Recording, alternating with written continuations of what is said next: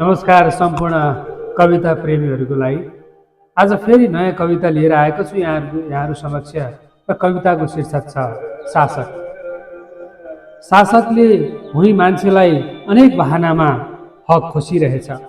शासकले भुइँ मान्छेलाई अनेक बहानामा हक खोसिरहेछ। बिचरा ती मान्छेहरू जो शासककै पक्ष पोषण गरिरहेछन्। शासक निर्दयी छ। शासकको बेहोसी नशामा लिप्त छ।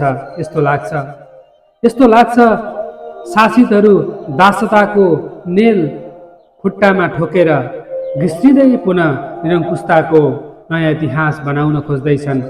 शासक रैतीहरूको घाँटी गिडेर शासकको सिंहासनमा बस्न आतुर छन्।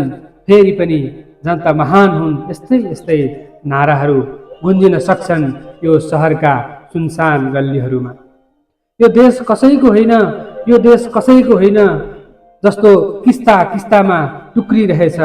शासितहरू दिग्भ्रमित छन् हरेक दिन।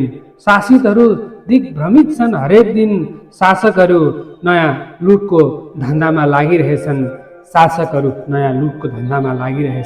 धन्यवाद।